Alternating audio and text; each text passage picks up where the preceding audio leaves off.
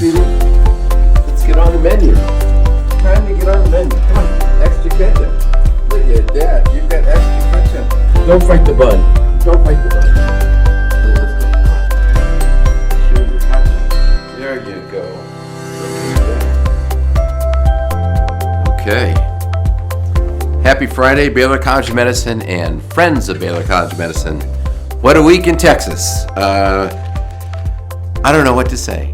I'm speechless. I'm speechless. Let's start off with some good news rather than address what's crazy. The Johnson & Johnson vaccine got approved. That is fantastic. As you know, we've been talking about the various vaccines for a while. This is the first adenoviral vaccine vector that has been approved. It is adenovirus 26, which is one of the ones we don't usually get as kids, and so hopefully we don't get a big immune response to that adenovirus, and it carries a DNA construct that encodes for the spike protein. And so you end up getting the same deal. Instead of having the RNA go in and then immediately translate to a protein that is the spike protein, it goes in as a double-stranded DNA, enters the nucleus, is transcribed to RNA, RNA is transported out into the cytoplasm, and then translated into the spike protein. Both of them, importantly, induce both antibody responses and T-cell immunity. So very, very effective. The good news, it's one shot, and that's really, really important. It's the first time we have a single shot that's effective. If you look at the data, it's very, very effective in preventing severe disease across countries in which it's been studied that include many of the variants. So that's all incredibly good news. There were a total of 43,783 participants that were 18 and over. 34% were over the age of 60, and 41% of those patients had comorbid conditions that would put them at high risk for COVID disease, severe COVID disease. The other great thing about it, it's stable in a refrigerator for 3 months and can last for up to 2 years.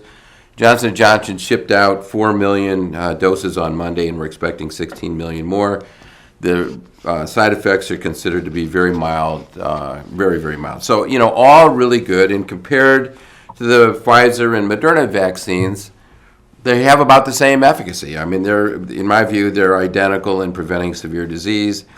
And the advantage is that they're much easier to distribute, and it's only a single dose. So that is incredibly, incredibly good news. So what's the state of the pandemic as we see it in the U.S.? Well, it's pretty good. We talked about it last week. What we were hoping to see is that we would get to where we want to be in the middle of summer. And if you look, we've been dropping, but we have hit a plateau. And that's what we were talking about last week.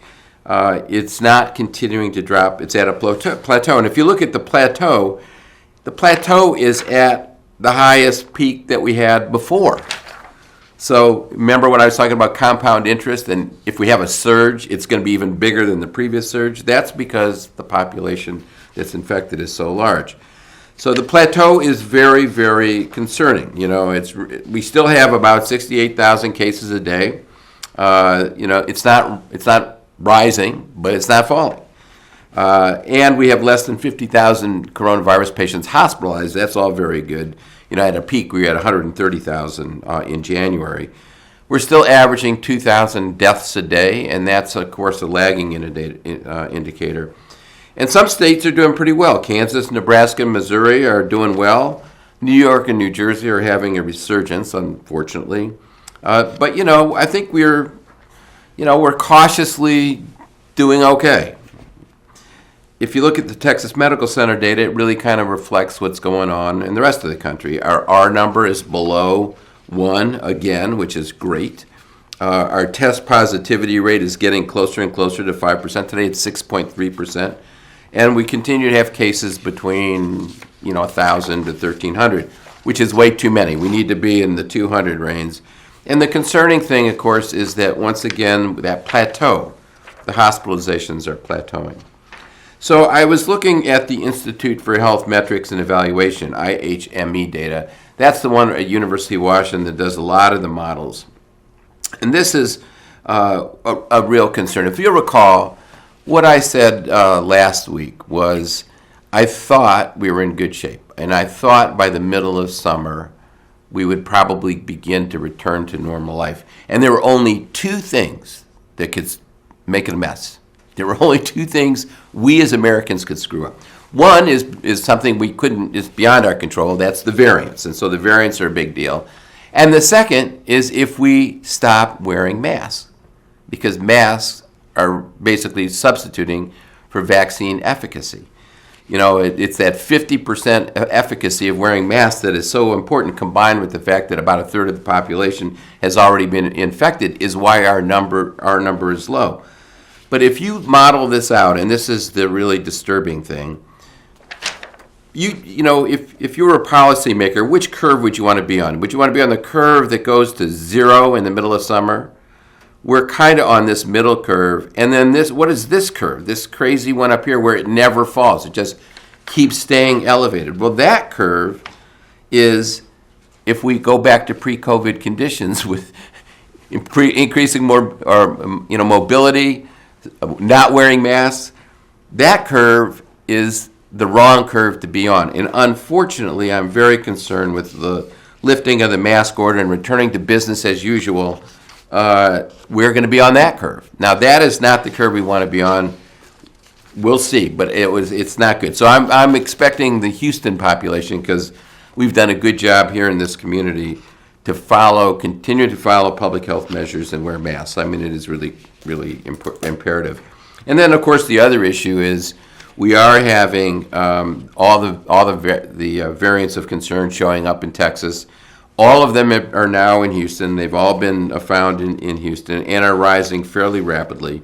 And just so you can see how a variant can be a real problem, this is the surge from California, the California variant. And you can see the red variant is rapidly, that's indicated here, is rapidly becoming the dominant strain. Almost 34% or 36% of LA is now that California variant. So when you get an infectious variant and the population's not vaccinated and they're not wearing masks, you'll see a giant surge. And that's my big concern. The variants are here in Texas. Until we get the population vaccinated, we have to practice rigorous public health measures. And I thought this would be interesting for everyone to see. You know, we think about the California variant as this thing that shows up, or the New York variant. My sister again with the New York variant. What's going on with the New York variant? Well, this gives you an idea of what's going on in the evolution of this virus. There are zillions of variants. And it's just that one or two of these zillions of variants, as it evolves, becomes a dominant strain because it's more infectious. So this is the key. As long as there's replication of this virus and these things keep churning on, making mutations, we're going to be dealing with this. What we need is to wear masks until we're all vaccinated and keep the overall replication rate of this virus down worldwide. Let's start in Texas, then go to the United States. Worldwide, we've got to solve the problem too, or we'll never get back to normal. So I hate having to go back to history lessons, but you know, sometimes you got to just wonder, what is the point in going through something and forgetting history? I mean, history is really important to teach us stuff so we don't make the same stupid mistakes. So let's go back. We've talked about Spanish flu a bunch of times. Remember, it was 1918 and World War I was raging, and it really started here and spread throughout Europe when we sent our troops over to Europe. So that was the equivalent of what happened with introduction of the coronavirus here into the U.S. with international travelers. That epidemic, that pandemic, global pandemic, lasted 2 years. Remember, there was no vaccine. So how did it end? Well, about a third of the world became infected. So that was that prevalence. And people started wearing masks. You know, they started wearing masks and practicing public health. There was no vaccine. Now, they got through it. After 2 years, it disappeared. But there were 50 million deaths worldwide. Why cannot we learn from that experience that we need to wear masks and practice public health measures until we get the vaccine? We're lucky we have a vaccine. Those people were not lucky. We're lucky. But let's not blow it. I feel like that's the NFL player who was celebrating as they were about to enter the end zone and drop the ball. Or the famous guy in a track race who was winning ahead and waving to the crowd and then lost because they dropped the ball right as they were about to win. We're about to win. We're about to fix this if we can only hang on long enough to get vaccines. And then the other thing I want to just talk about historically is what is the concern that people have with getting a vaccine? So we can't learn from the Spanish flu. That's 20th century medicine. But vaccines are 19th century medicine. We can't learn from 200 years of experience. You know, I want to show you a really great curve. This is lifespan of humans.